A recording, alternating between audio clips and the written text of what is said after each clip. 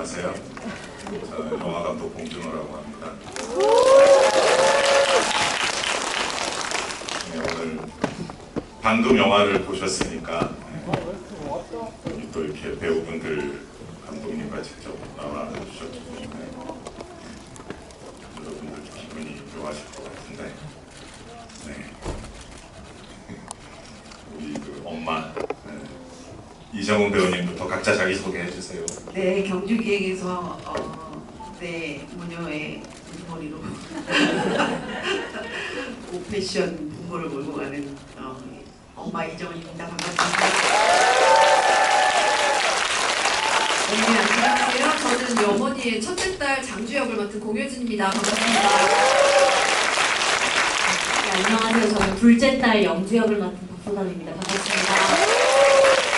안녕하세요. 셋째 딸 동주 역을 맡은 배우 이현입니다. 개봉 첫날 이렇게 뵙게 돼서 엄청 반갑습니다. 감사합니다. 네, 안녕하세요. 경주기획의 각본과 연출을 맡은 김미조입니다. 여러분 정말 반갑습니다. 네, 오늘 그 놀라운 앙상블 연기를 보여주신 배우분들이 있어서 저도 이렇게 스크린에서 보다 이렇게 실제로 보니까 이 중에 세 분은 또 뭐 저랑 일도 했었고 잘하면 기생충 때 일했던 두 분이 있고, 공효진님과 저는 같은 작품에 출연했어요. 네, 제가 독대를 감독님이랑 미스 홍당그란 영화에서 저 영어 선생님 네, 그때 놀라운 후아리로 작품인데 이루어졌어요. 저한테는 흑역사고요. 그래서 이현 배우님은 오늘 처음 뵙고요. 레슬링을 하시나요, 실제로? 아니요. 작품 때문에 처음 해봤고요. 열심히 준비했습니다. 이 모든 배우분들께 여쭤보고 싶은 많은 질문이 있는데 잠시 뒤로 하고, 저희 이제 같은 직업 세계에 있는 우리 감독님께 저도 이제 괴물이랑 기생충 찍을 때 이제 가족 구성을 캐스팅하면서 그 퍼즐을 맞추는 묘한 재미도 있고 고민도 있고, 이런 놀라운 조합을 구성하는데 이제 캐스팅할 때 이제 어떻게 아이디어를 출발하셨는지, 또 누구로부터 시작해서 어떻게 빌드업해 나갔는지, 뭐 캐스팅에 발상을 하게 된 과정부터 뭐 그런 것들 있잖아요. 이렇게 훌륭한 배우들과 함께 하게 된 과정 궁금해요.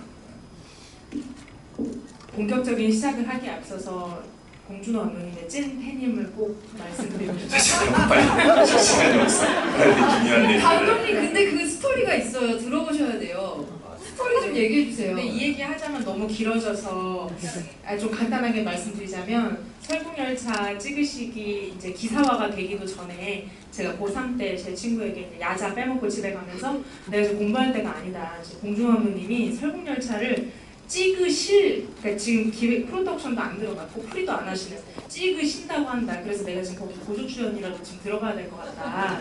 그래서 지금 벌써부터 준비를 해야 될 것 같다. 이렇게 제 친구한테 이야기를 했다고 해요. 그래서 제 친구가 너 정말 성덕이 됐구나 이렇게 이야기를 하더라고요. 그래서 이 자리를 빌어서 영광이라는 말씀을 꼭 드리고 싶습니다. 설국열차 2011년 당시 일인가요? 그것보다도 훨씬 전에 제가 전에.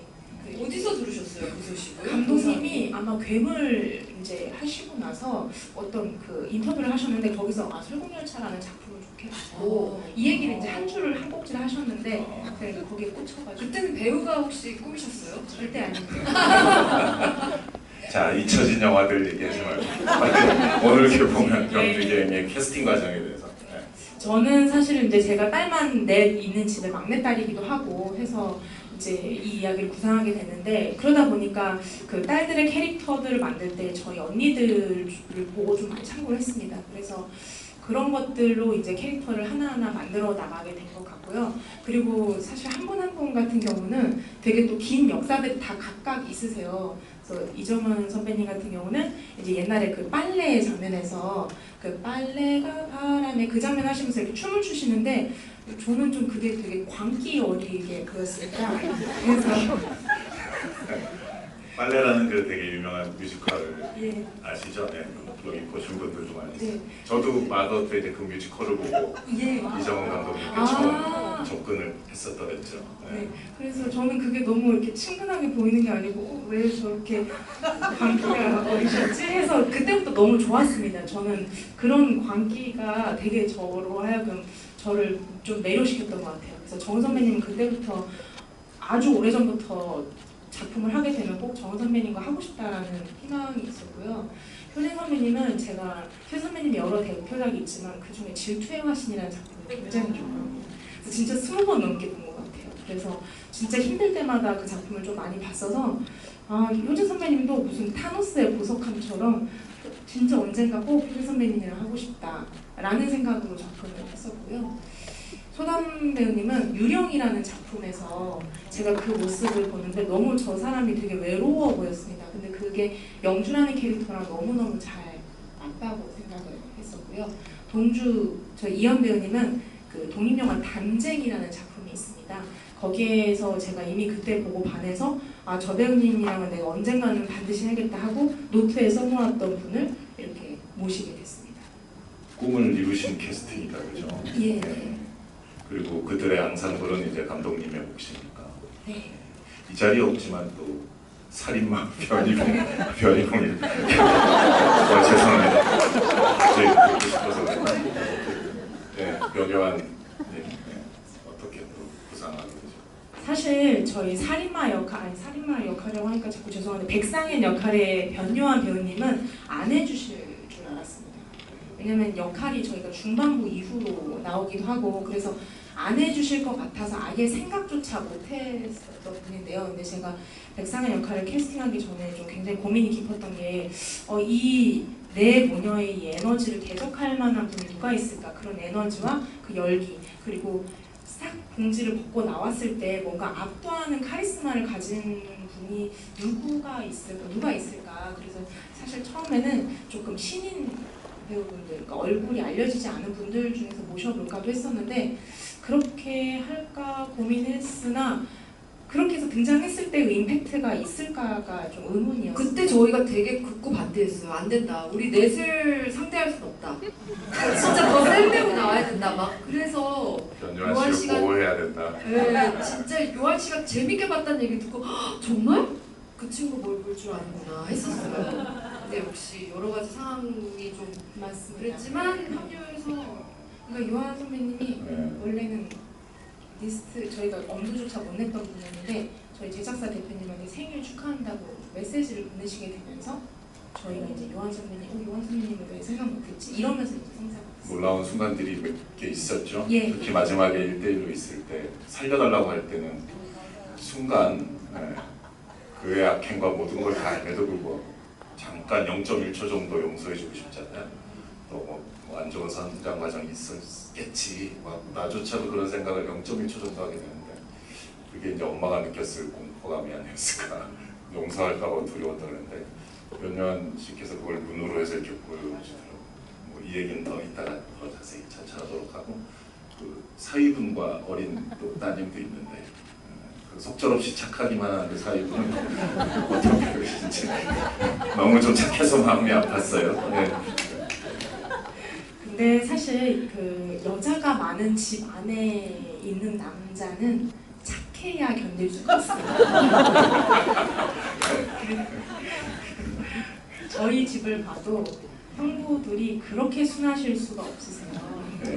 되게 온순하시고 저희는 저희끼리 다퉈도 형부 잠깐 나가 계세요. 맞아요. 그러면은 저희 형부랑 그 저희 남자 조카는 이제 없고 형부랑 이제 저희 형부들이 나가서 카페에서 저희를 기다리고 그래서 이제 그런 것들을 좀 생각하면서 이 여성들의 집안에서 이렇게 자연스럽게 녹아들 수 있는 캐릭터는 굉장히 좀 순해야겠다는 생각이 들었고 김영선 배우님은 제가 그 빅슬립이라는 작품에서 되게 인상 깊게 봤어서 근데 그 빅슬립이라는 작품이나 그 김영선 배우님의 이미지가 늘 되게 거친 역할을 많이 하셨습니다. 오히려 그랬었어요. 예, 오히려 그래서 그런 외형 안에 있는 조금 다른 면모가 있지 않을까라는 생각에서 오히려 좀 다르게 접근했던 것 같습니다. 저도 뭐 처음 등장하실 때부터 이미 와 정말 마냥 선하신 분이구나, 사랑받겠구나 뭐 이런 생각을 했었는데 전작에서는 많은 터프한 역할을 하셨습니다. 예, 굉장히 세고 뭐 조직원이라던가 이런 것들을 되게 많이 하셨습니다. 그 배우분들이 다 훌륭하세요. 여기 뭐 나와 계신 분들도 그렇지만 특히 이 작은 역할의 배우분들도 인상적이고 다 제 역할을 재밌게 잘해주시는 분들도 가득 차 있어서 저도 이제 직업적으로 연출을 하다 보면 그 부분이 오히려 더 어려울 때가 있잖아요. 작은 한 씬에서만 나오는데 해당 씬에서는 그날 우리가 촬영하러 나갔을 때 그날의 주인공 비슷한 분들인데 막상 이거 어떡하지? 이제 당혹스럽게 대답하거나 뭐 그런 나쁘게 표현하면 우리 뭐 집에 있지 않을까? 그런 이거 안 좋은 표현인데 죄송합니다. 한 분도 없으신 것 같아요. 모든 단역분들이 다 그런 데서 특히 연출자의 역량이 드러나는 것 같은데 이 모든 배우분들의 앙상블과 여기 또 이제 주연 배우분들 보면 좋은 배우들이 좋은 각본을 또 좋은 연출을 만났을 때 이제 어떤 상황이 펼쳐지는가를 보여주는 좋은 교과서 같아요. 특히 뭐 우리 저기 셋째 따님의 레슬링 팬분이시라든가 그분도 되게 재밌는 캐릭터인데 과하지 않게 한 씬을 이렇게 책임지시고 싹 또 빠져주시고 심지어는 그 초반에 이제 조필레님은 뭐 너무나 묵직한 캐릭터라 별도의 챕터에서 다뤄보도록 하시고 초반에 잠깐 나와서 이 가족에 대해서 설명하신 분 있잖아요.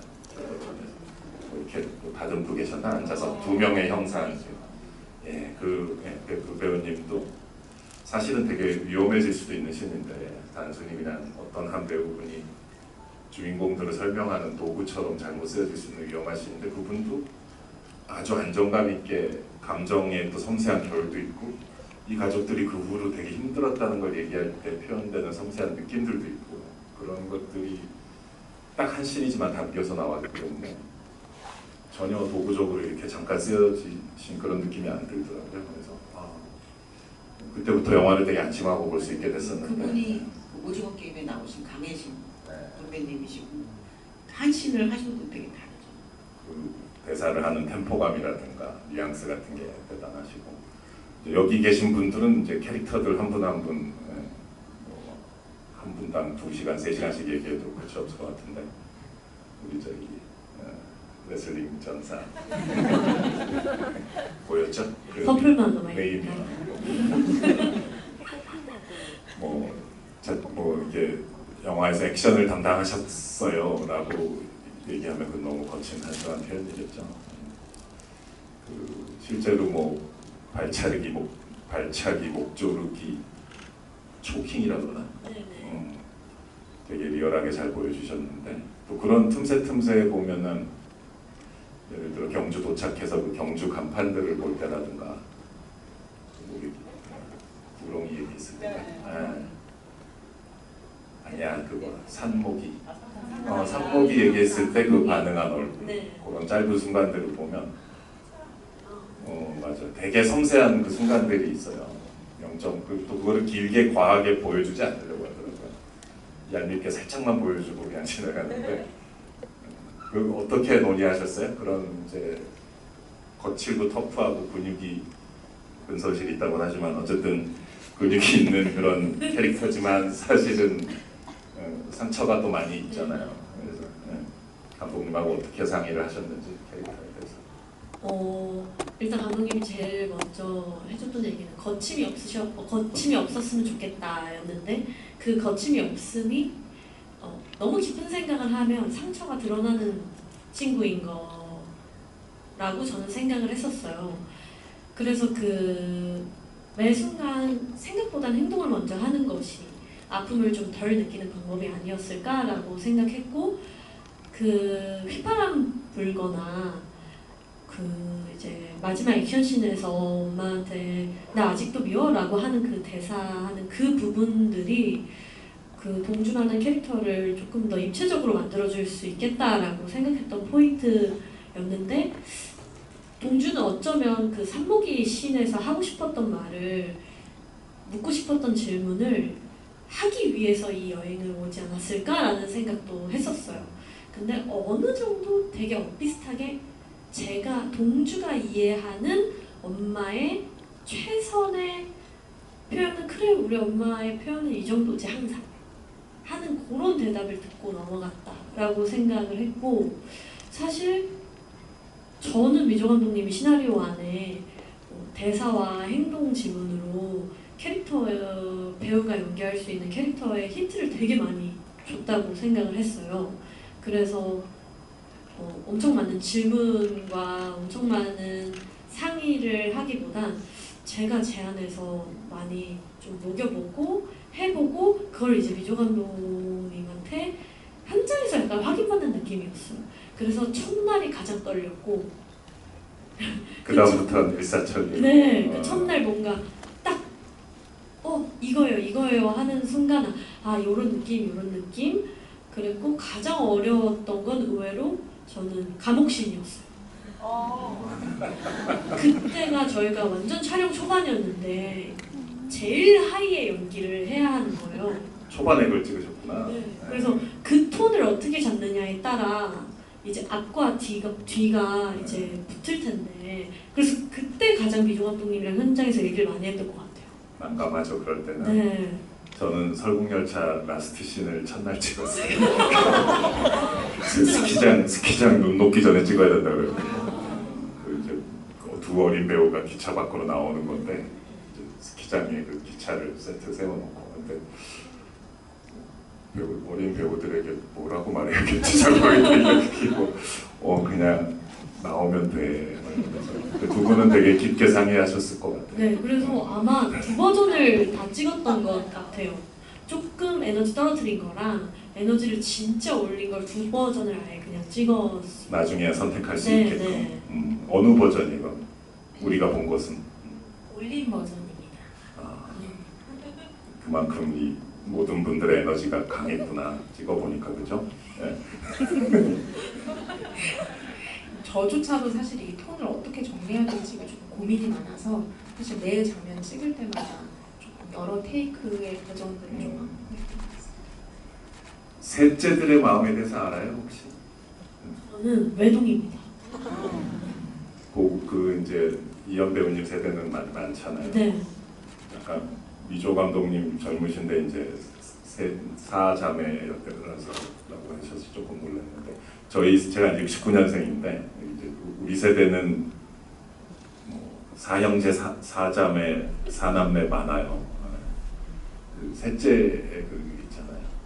셋째의 상처, 셋째의 정석 그런 거 얘기해 주셨나요, 미조 감독님이? 극중 대사로 잠깐 나오잖아요. 박서담 씨 네. 대사로. 네, 맞아요. 중간에서 네, 스트레스가 네, 많다고. 네, 맺힌 게 많아서 그래. 우리 세대는 그거 보면 금방 알거든요. 음. 더 복잡하게 설명 안 해도 그게 뭔지. 저는 진짜 친구들한테 많이 물어본 것 같기는 해요. 진짜 많이 물어보고 그리고 사실 저 외동이었고 저 학창 시절에 그 언니한테 많이 맞고 막 이런 친구들 많이 봤거든요. 중간에 이렇게 껴서 이제 언니한테 맞고 언니한테 뭐 옷을 계속 물려받고 자기는 옷이 없고 약간 이런 친구들의 이야기를 많이 들었었어서 그것을 생각하는 것에 있어서는 어려움은 없었던 것 같아요. 주변에 셋째 넷째가 좀 귀하긴 하죠. 그래서 네. 같은 반에서. 네, 네. 네. 근데 이제 여기 자연스럽게 소담님으로 넘어가면 그 얘기할 때는 뭐 얘랑 나는 둘째 셋째 그러니까 얘랑 나는 그 한을 맺힌 거를 잘 안다고 하는데 막상 둘이 계속 싸우던데 뭐 서로 돕거나 연대하는 게 전혀 없어요. 근데 어떻게 그게 된 거야? 그만큼 머리채를 잡으려면 그만큼 애정이 있어야 하고 이게 몸과 몸이 맞닿으려면 그만큼 저희가 마음이 많이 이렇게 연결돼 있어서 머리도 잡을 수 있는 거라고 생각을 합니다. 전 사실 제가 이길 거라고 생각하는데 동주가 영주를 근데 동주는 가족을 사랑합니다. 봐줬다? 봐줘요. 아. 레슬런데도 그 둘째 언니가 머리끄댕이 잡으니까 뭐 어떻게 못하더라고요. 그쵸, 어떻게 못하죠. 그리고 언니가 놔 하면 하나 둘 셋 하면 저희 바로 놓잖아요. 언니 말 되게 잘 듣는 동생들. 아 둘째 셋째가 그런 거구나. 그러니까 오히려 제일 가까운 거다 그죠? 그렇게 싸울 수 네, 있다. 오히려. 그래서 엄마한테 맞을 때도 사실 제가 제일 먼저 보호해주고 그러니까 많이 때리기도 하지만 많이 안아주는 그런 저도 지금 이게 영화 GV를 진행하는 건데 이렇게 얘기하다 보니까 실제 가족들을 가족들을 앉혀놓고 막 이렇게 하는 느낌이라 현실과 영화가 이제 막 거의 혼란 지경이 오고 있는데 그만큼 현실감 나는 가족 구성들을 보여준 그런 디테일들이 뛰어난 영화였던 것 같아요. 그 둘째 법대생이라고. 네, 백수지만 법대를 나와. 잘 대학생이라고 할 거 이렇게 거짓말같이 하면서 아니 감독님 제가 일리노이 진짜 시카고 뭐 이런 거 그 같아요. 댓글이 너무 재밌는 거예요. 박소담은 왜 맨날 백수만 해? 댓글이 있는 거예요. 생각해보니까 제가 백수로 많이 임팩트 있게 나왔었어요. 근데 그 둘째 딸에 대해서 어떻게 보면 그렇게 뭐 요약한다는 것은 좋은 건 아니지만 요약되는 게 이제 엄마 편지 보면 네가 제일 어려웠다라고 하잖아요. 예. 그게 좀 되게 뼈 아픈데 되게 가슴이 뭉클해지는 면이 있어요. 그런 엄마 편지의 줄을 봤을 때 이제 어떤 기분이 드는 거야? 딸 입장에서는. 그러니까 저는 엄마가 그 네 좋아하는 돈 다시 방에 넣어놨다고 하잖아요. 그러니까 사실 그 돈과 편지를 엄마인데 딸한테 그래 고생했다. 사실 돈을 받는 것도 좀 그렇긴 하지만 고생했다고 직접 줄 수도 있는 걸 그 손끝 하나 닿지 않으려고 거기에 넣어둔 저희 엄마가 그냥 제가 뭔가 언젠가 떠날 걸 알았던 사람인 것처럼 내가 언젠가 이 여정을 나 혼자 도망갈 걸 엄마는 조금 알고 있었나? 라는 생각이 들 정도로 근데 이 마음 한켠에는 사실 엄마가 저도 언니처럼 엄마가 행복했으면 좋겠고 일상을 계속 잘 살아갔으면 좋겠는 우리 가족이 진짜 행복을 찾았으면 좋겠는데 그 행복이란 단어를 도대체 어디에 갖다 붙여야 될지를 모르겠는 거예요. 근데 심지어 변요한 씨가 행복이란 단어를 모욕하더라고요. 감자탕을 먹고 나서 행복하다고 하더라고요. 너무 화가 나. 섬찟하잖아요. 너무 잘 하셔서 화가 나는데 전 진짜 그래서 엄마가 그러니까 그 편지를 물론 시나리오상엔 써 있지만 언니가 직접 써줬다고 하더라고요. 그래서 그거를 현장에서 꼭 처음 보고 싶어서 근데 저도 그 장면을 중간에 찍었어야 됐어요. 그래서 아직 엄마랑 다투기 전. 그래서 그때 저희도 다양한 방법으로 찍었었고 저는 영주가 거기까지 뛰쳐갔으면 울지 않겠다라는 생각을 하기도 했는데 막상 엄마 편지를 딱 보니까 너무 내가 엄마에게 좀 너무 마음을 다 못 보여준 것 같은 거 뭔가 사실 이제 안 보고 살 것도 아니면서 내가 이대로 진짜 가버리면 엄마랑 꽤 오랜 시간 말을 못 나눌 것 같다는 그런 그러니까 엄마가 보고 싶어서 눈물이 났었어요. 사실 그 감정이 제일 먼저 왔던 것 같고 내가 왜 뭐가 어려워? 나 엄마한테 나를 잘하는데 이러면서 좀 뭔가 억울하기도 하고 애증의 관계인 것 같아요. 엄마 옥실과는. 네, 다른 자매님들이 이제 뭐 또는 다른 배역들이 에너지를 많이 폭발시키는 씬들도 있고 감정 표현도 잦은데 표면적으로 좀 차가운 연기를 했었어야만 했잖아요. 절제를 해야만. 그럴 때서는 여러 가지 좀 때로는 그것 때문에 답답할 수도 있고 불안할 수도 있고 감독님과 얘기를 나눌 수도 있었을 텐데 근데 이제 물론 영화의 뒷부분에 가니까 특히 또 이제 우리 레슬러가 배에서 피를 막 흘리고 있을 때는 대놓고 막 폭풍 오열을 하고 막 그러던데 저 모습을 보여주기까지 참 오래 걸렸구나 영화에서. 어떻게 얘기하셨어요 감독님은?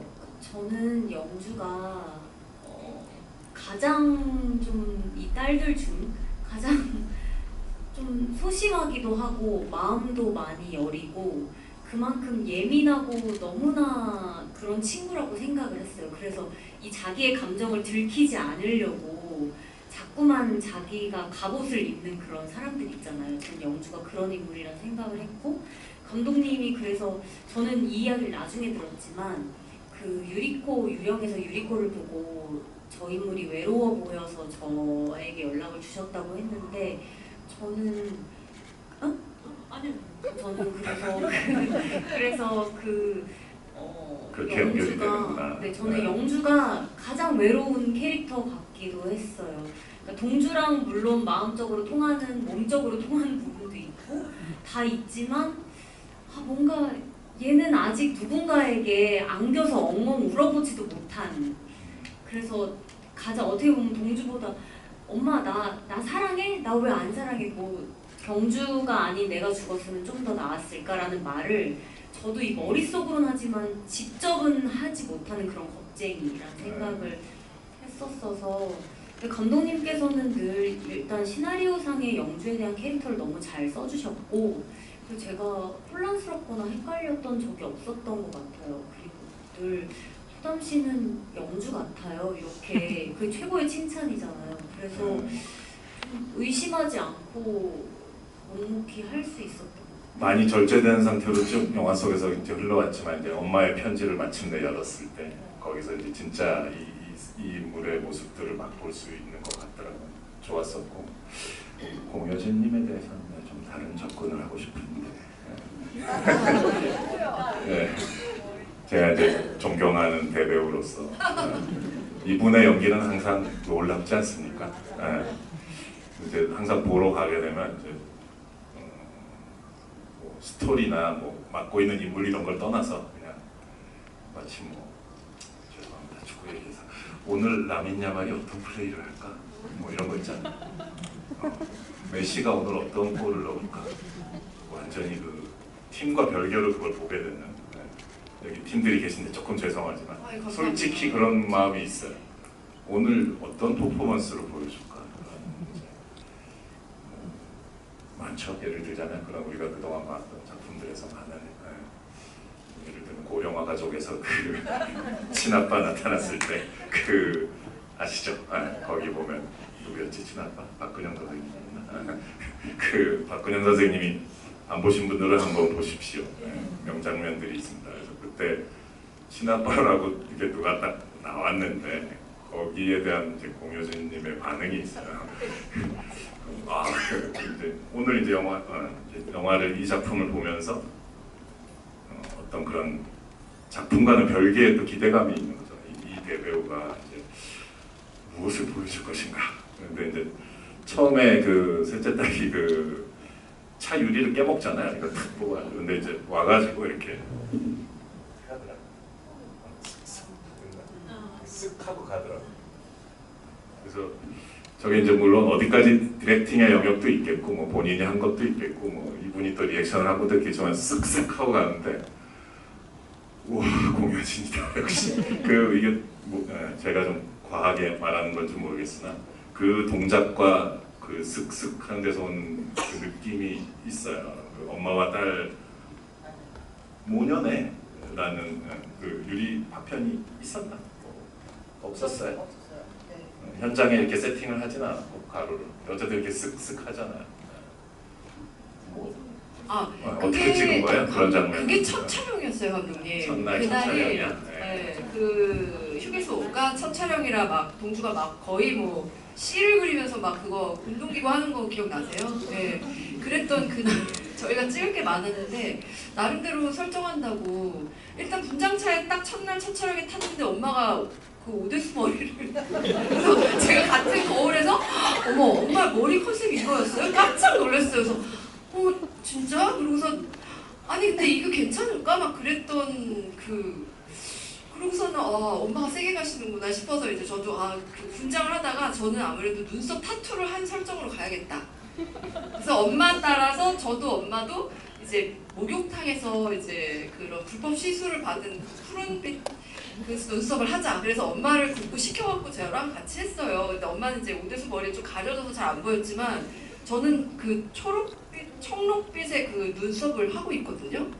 그래서 여기서 깨알로 제가 뭐를 막 해야겠다 했을 때 그냥 느낀 게 엄마와의 이런 맞이로 그리고 엄마의 그 8년을 옆에서 봐온 딸로서 조금 저에게 있는 트라우마가 그런 어떤 약간 깔끔을 떨어야 되고 이것도 싫고 저것도 뭔가 이렇게 먼지 묻는 것도 싫어하고 엄마를 옆에서 제일 보필하는 딸이라고 저한테 지령을 감독님이 주셔서 엄마가 뭐만 하면 엄마 부축하고 엄마 손 털어주고 엄마 안 돼 쓰러지면 안 돼 이러면서 엄마를 계속 그게 감독님이랑 첫 촬영 때 이제 나눴던 그냥 수건도 아니라 그냥 손을 맨손으로 이렇게 쓱쓱 엄마 해주잖아요. 엄마가 그거를 막 만지고 계셨다는 게 있어요. 그래서 엄마 손을 털어주면서 엄마 만지지 마 막 이렇게 엄마를 과하게 계속 엄마의 안위를 챙기는 딸 그런 설정을 했어요. 그래서 그리고 저 안에도 제가 트라우마를 연기해야 되는데 그게 딱히 제 어떤 씬에서 드러날 수 있는 게 없어서 왜냐하면 동생들보다는 슬픔이 잘 보여지지 않잖아요. 그래서 그걸 이제 나에게 있는 무언가 그 뭔가 되게 과도하게 깔끔을 떠는. 그래서 남편도 쥐잡듯이 잡고 딸내미 머리도 그렇게 꽉 묶어주고 뭔가 이런 설정을 한 거였어요. 영화를 또는 영화 스토리를 이제 이분 첫째 딸의 관점에서 전체 스토리를 재구성해 보면 이게 정말 녹록지 않았어. 그러니까 막내 동생과 아빠를 동시에 이룬 거잖아요. 근데 그 슬픔에 빠져 있는 것도 쉬운 일이 아닌데 그 와중에 아빠 역할을 했었어야 되잖아요. 그게 아마 되게 큰 상처로 누적되고 막 그럴 텐데 이제 이 쓱쓱을 한 후에 이제 뒤에 여러 가지 사건들과 우여곡절도 있고 또 남편과 아이도 나오고 하지만 이제 비교적 공효진 씨 캐릭터 비교적 잔잔한 비교적 플랫하게 가고 있나 보다 싶었는데 그게 이제 마지막 그런 엄청난 화산 폭발을 위한 다 이제 준비 과정이었나 이런 생각이 들어요. 그 씬은 되게 놀라웠었어요. 그 소리를 딱 지르면서 그게 무슨 단순히 장녀의 어떤 한과 스트레스 이렇게 단순화시키고 싶진 않고 이 상황에 놓여 있는 그 인물의 그 씬은 언제 찍으신 거예요? 그래도 비교적 후반부에 찍었어요, 부처 감독님. 우리가 펜션 마지막 중반. 네, 그 펜션을 좀 앞에 찍었어요. 저희가 펜션이라고 하기에는 그 산속의 집, 네, 그 폐가 같은 그곳에서 나는 자연인이다. 거기를 굴러온 애니까 얘가 그게 거기서 막판에 찍었던 것 같아요. 그래서 그것도 저도 좀 어려운 씬이긴 했는데 제가 저를 먼저 찍었던 것 같아요. 그쵸, 엄마? 네.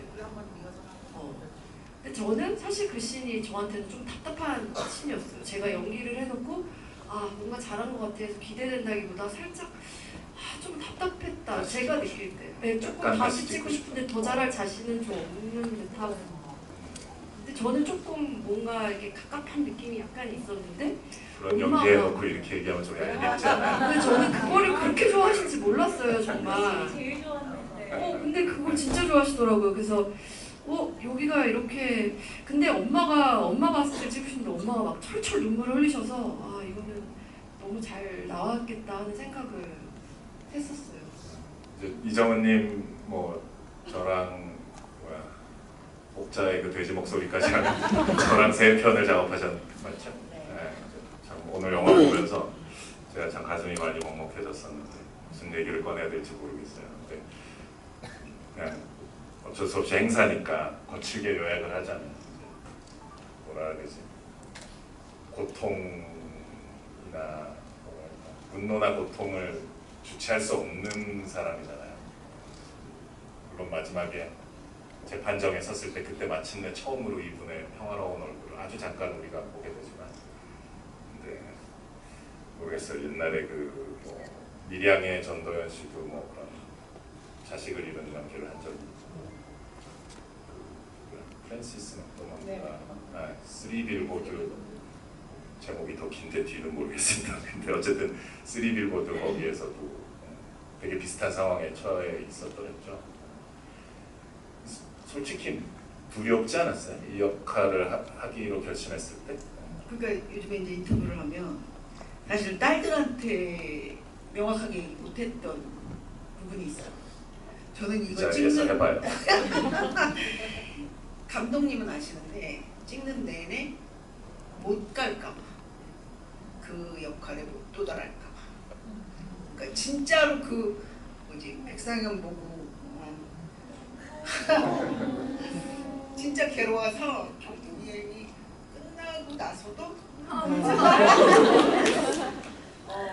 이거는 그냥 배우로서 솔직하게 얘기하자면 지금도 도달하지 못하지 않았을까. 근데 그런 마음이 아직도 들어요.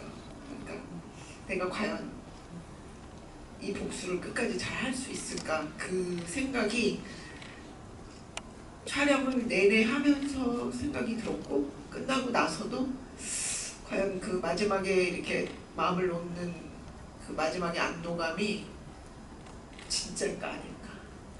계속 약간 괴로운 상태? 근데 이제 개봉을 하니까 개봉이 좀 좋은 거? 네. 마지막에 보면 이제 보내주잖아요. 경주를 이렇게 골목 아래로 자전거 뒷모습 보면서 이 영화를 좀 보내줄 수 있을 것 같아요. 개봉 끝나고 나면 그 사실 되게 힘든 일이잖아요.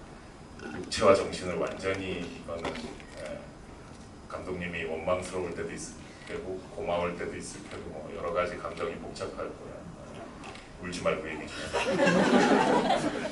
근데 이게 그런 것 같아요. 다른 때의 작품을 할 때는 뭐 오마주 같은 경우에는 그 여정을 하면서 뭐 그걸 잘했다 못했다를 떠나서 그 역할에 이제 찾아가는 과정이 되게 좀 재밌고 즐거웠거든요. 근데 묘하게 이 뒤에 그 복수하는 부분의 그 육체적인 고통보다 딸들이 이제 되게 우리가 즐겁게 촬영을 하고 저는 계속 이제 복수를 어떻게 하지 계속 생각을 하고 있는 와중에 현실에서 저희가 사이가 되게 좋았거든요. 그래서 경주에 관광도 하고 비 오는 날에는 촬영을 좀 접기도 했는데 마음속에서는 얘들이 빨리 행복한 일상으로 돌아가고 저의 마지막을 꼭 끝까지 장식을 해줘야 되는데 그 생각만 계속하고 있었던 것 같아요. 그리고 끝나고 나서도 그 질문들을 꼭 했어야 되는데 그걸 못했던 게 좀 억울하기도 하고 아직도. 그 들고 있는 질문 순서가 살짝 보였어요. 큰 화면에서 보니까 마지막으로 경주가 한 말에 관한 것도 있었고 그래서 변요한 씨가 살려주세요 하는 게 혹시 마지막으로 경주가 했던 말을 얘기해주고 있는 건가라는 생각도 들었는데 아이러니하게.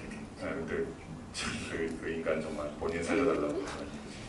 근데 변요한 씨가 실제로 그 장면을 찍을 때 눈이 너무 예뻐요. 화면으로 봐도 진짜 예쁩니다. 너무 예뻐서 너무 미운 거예요. 그 눈이 예쁜 게. 진짜 아가리를 탁 튀겨고 싶어요. 돌을 넣으셨댔어요. 그래서 사실 그 돌이 소품이 좀 말랑말랑한 거긴 했지만 이거 내가 이렇게 막 뭉개갖고 해도 되나. 근데 사람이 배우끼리 친하다는 게 그런 이점은 있더라고요. 내가 어떻게 해도 용서하겠지라는 생각이 있어서 정말 가열차게 구겨넣었던 기억이네요. 그리고 참 너무 처절하긴 한데 이제 보통 이런 영화에서 보면 이제 그렇게 목을 매달면 뭐 어디 절벽 밑으로 던지거나 뭐 이런 식으로 하는데 자기 몸에 묶고서 이렇게 자기 딸을 죽인 자의 체중을 몸으로 느끼면서 이렇게 막 기어가고 있는 거잖아요.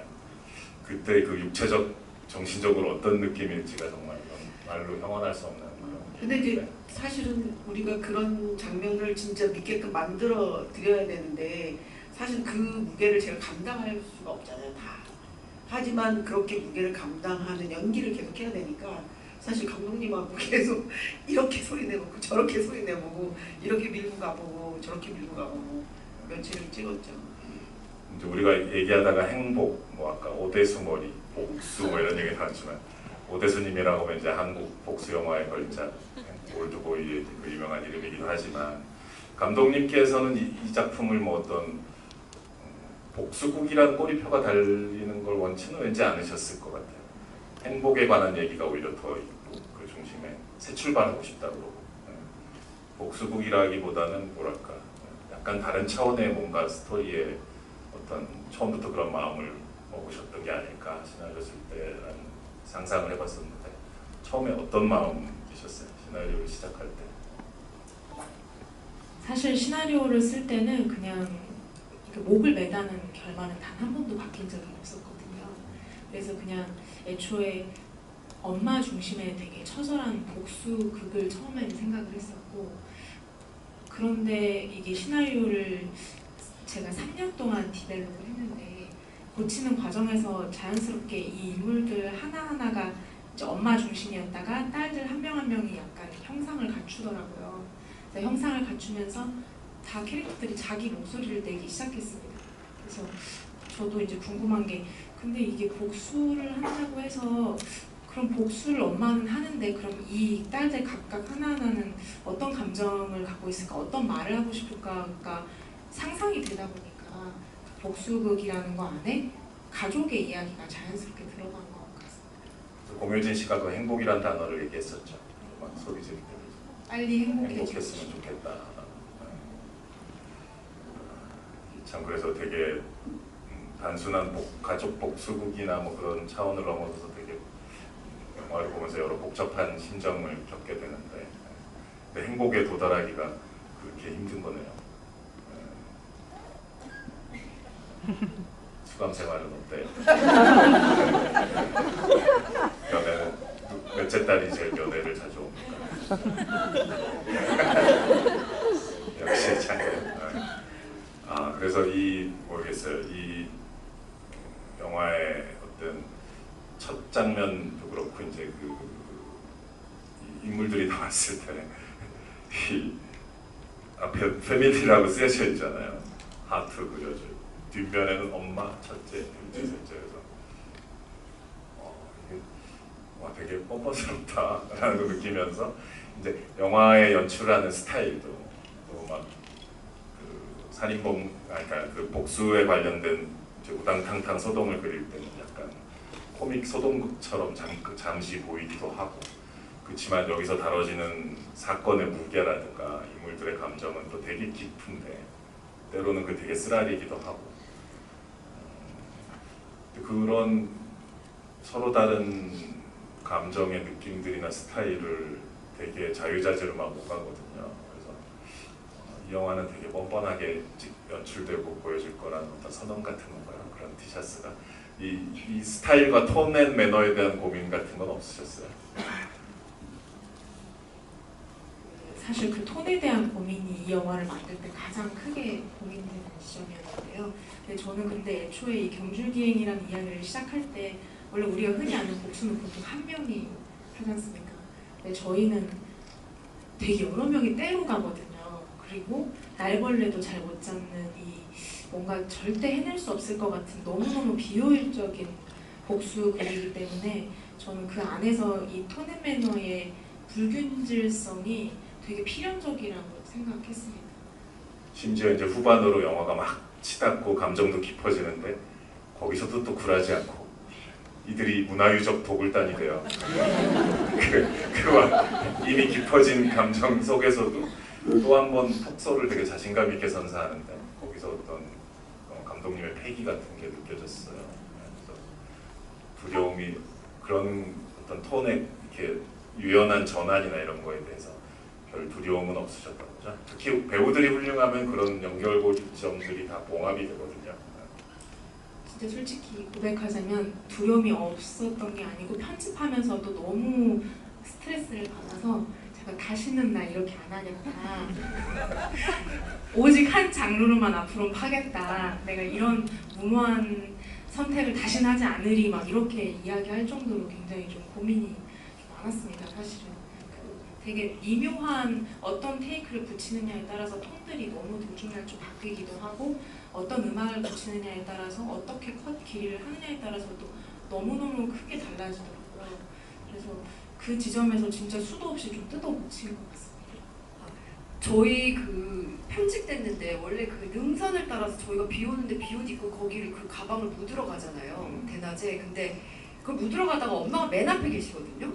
근데 엄마가 갑자기 딱 앉더니 뭘 캐요. 그래서 엄마 뭐해? 그러면 여기 냉이가 지천에 있다. 냉이 좋아하잖아 니네. 그래서 냉이를 뜯는 거죠. 엄마 여기 지금 냉이 뜯을 때가 아니야. 이러는데 그러면서도 계속 뜯고 있는데 엄마 이제 가야 돼 하는 시도 있었는데 그럴 때 이제 대본에서 봤던 감독님의 어떤 희한한 지점의 위트나 그게 너무 매력적이었어요. 그래서도요.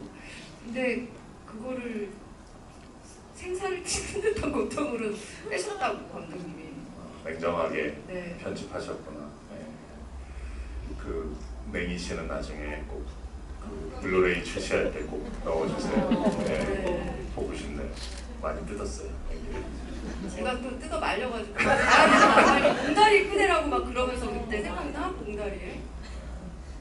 원래 맥락에서 벗어난 사소한 디테일에서 원래 가족이 드러날 때가 많잖아요. 불필요한 어떤 뭔가를 할 때 오히려 얘네 정말 가족이구나. 냉이 말고도 그런 모멘트들이 몇 개 더 있었을 수도 있겠네요. 네. 궁금합니다.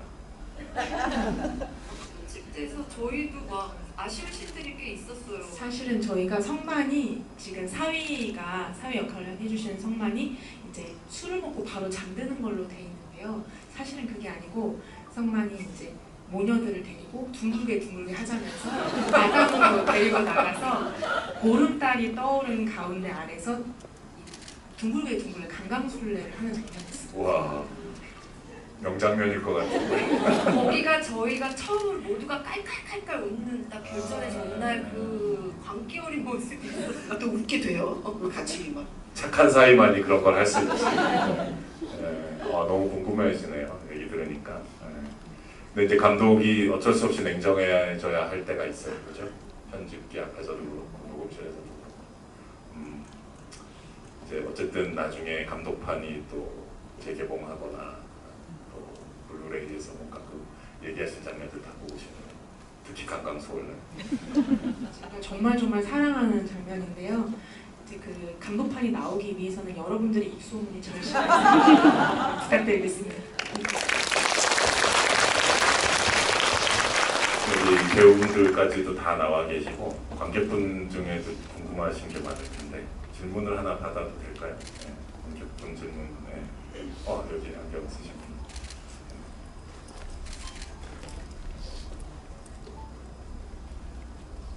안녕하세요.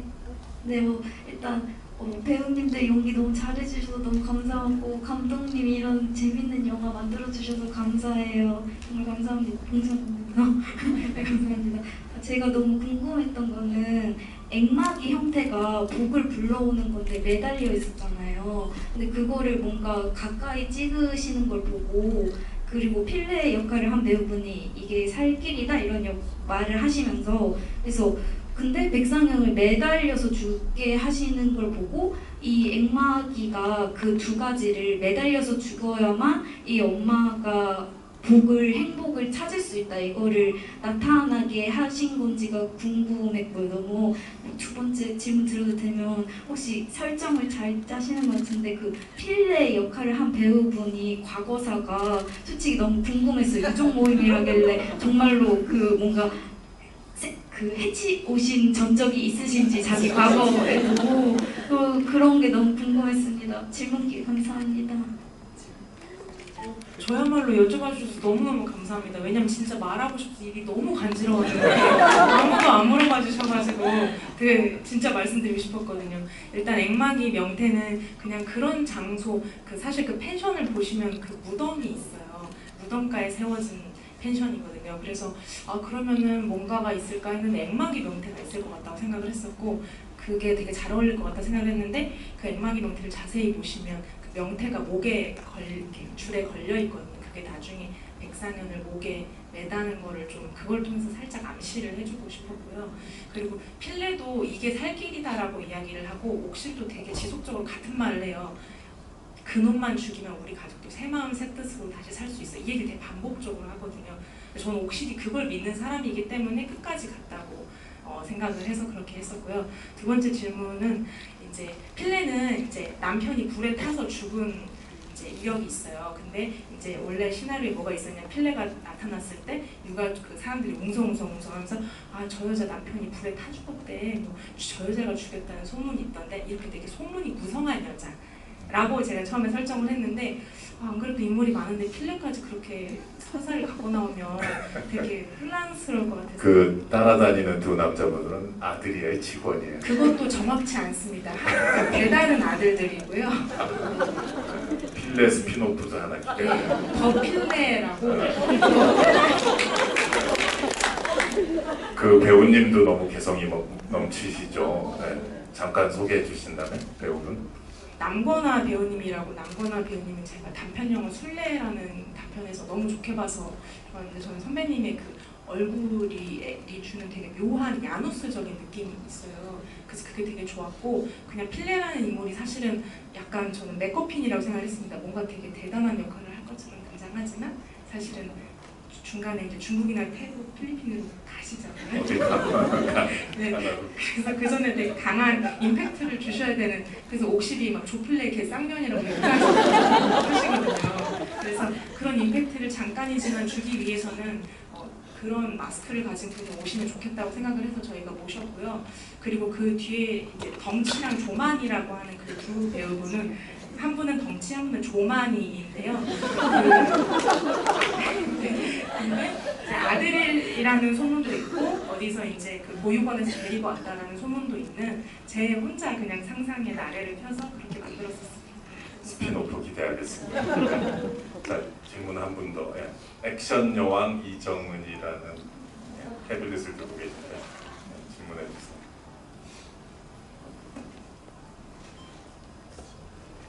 네, 영화 너무 감동적으로 잘 봤고요. 그 이정훈 배우님이 감동적인 연기도 너무 좋았는데 그 액션 연기에 제가 감탄을 많이 했습니다. 그 봉준호 감독님의 기생충에 이어서 그 지하실 액션씬에 이어서 산속에서 액션씬을 하셨는데 어려운 점이 있으셨는지, 그리고 앞으로 혹시 액션 영화의 그 주인공이 되고 싶은 생각은 없으신지 궁금하고요. 그리고 공효진 배우님이 또 킬러로 열연하고 계시잖아요, 드라마에서. 액션 배우로서 그 이정은 배우님의 액션 배우로서의 가능성을 좀 얘기해 주셨으면 좋겠습니다. 액션 매니아신 것 같아요. 그 눈에 되게 좋으셨다면 너무 감사하고요. 사실은 이제 시나리오에 이렇게 묘사되어 있는 그 어머니의 행동 지문이 너무 극악해서 사실 시나리오 받았을 때 고민이 많았어요. 이거를 육체적으로 해낼 수 있을까? 그 상을 얼마나 많이 해내고 다녀야지 이 장면을 만들 수 있을까 굉장히 고민을 했는데, 의외로 감독님이 정말 그 계획하에서 안전장치도 하고 그런 느낌을 낼 수 있는 씬을 잘 구상해 주셨고요. 저희 그 무술 감독님이 지금 제가 할매라는 작품도 하고 있는데 제가 좀 그런 거에 소질이 있는가 봐요. 그래서 나쁘지 않다고. 그래서 이렇게 소질 있으신 게 일단 춤도 저희 중에 가장 잘 추시고요. 일단 뭐가 맡겨지면 사실 좀 말려야 될 정도로 그 봉고차가 막 백상현이 봉고차를 타고 도망가잖아요. 막 형사들도 나타났을 때. 근데 그 봉고차 뒷문이 열려있는데 글로 올라타는 걸 찍어야 되는데 진짜 거기로 올라타서 우리가 어머 하면서 진짜 놀랬었어요. 그래서 달리는 차에 감독님이 이제 언니를 아니까 선배님 제발 타지 마세요, 타지 마세요. 차만 네 가라. 했는데 바로 토끼처럼 못 말리는 열정과 날렵하세요. 저도 알고 있어요.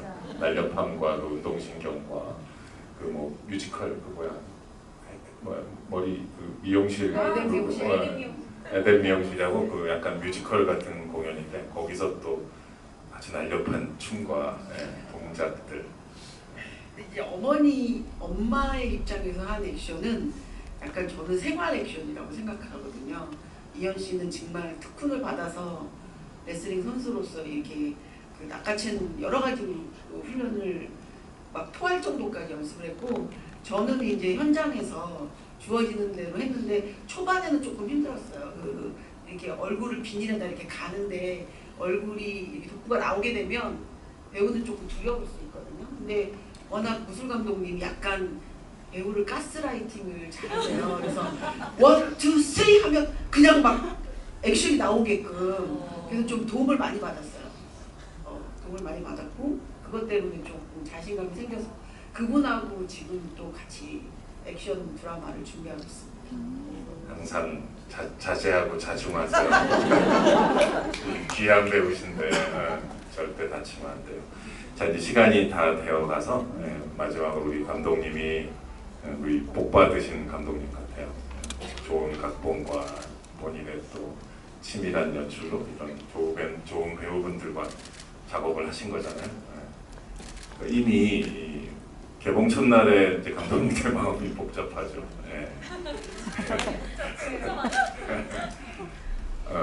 한국 영화 박스오피스 통합 전산망이라고 보지 마시고 이미 이렇게 좋은 영화를 탄생시켰으니까 그 자체로 행복하셔야 돼요. 이 영화의 일기를 너무 행복이란 읽고 계세요.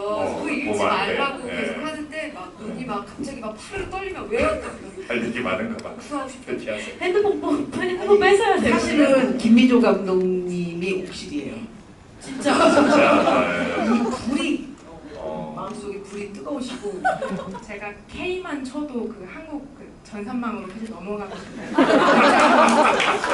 눌러봐서. 전산망이 제가 그래서 어제 그 5분 단위로 저기 챗GPT한테 분석을 시켰어요. 저전까지 몇 만이 될 것인지 예측을 해봤더니 그 챗GPT가 나중에 저한테 주인님 초조하신 마음은 알겠지만 이런다고 해서 상황이 해결되지 않더라고요. 가슴속에 불덩이가 있고 여러분 저 이제 막 갓 자란 새싹입니다. 그 땅이 있었고 거기서 이제 막 싹을 옮겼는데 그 싹이 좀 부디 좀 햇빛을 받을 수 있도록 짓밟지 말아주셨으면 좋겠습니다. 도와주세요.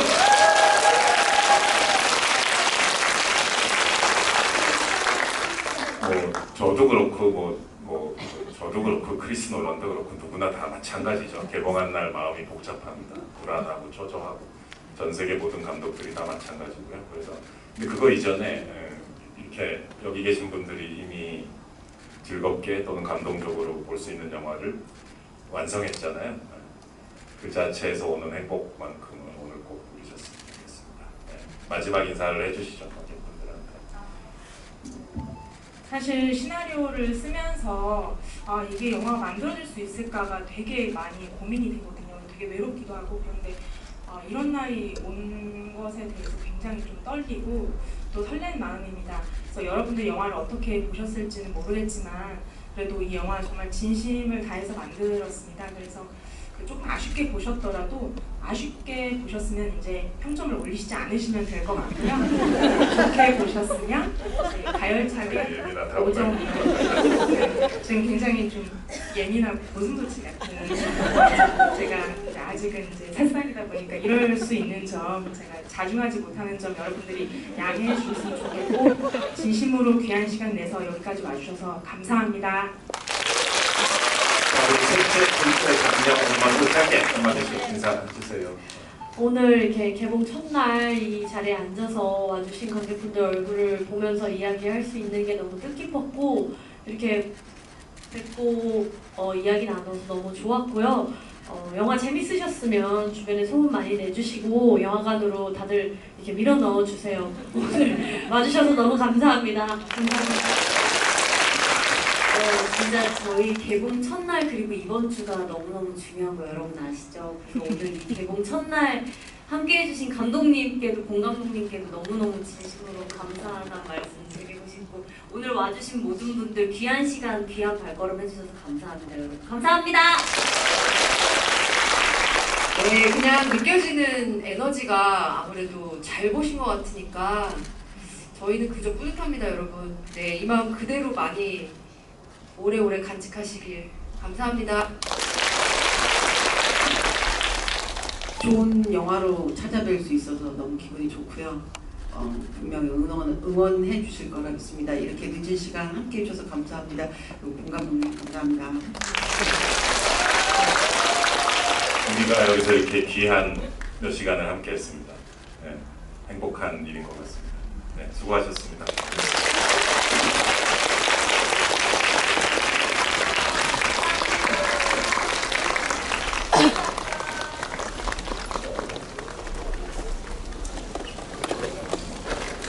어.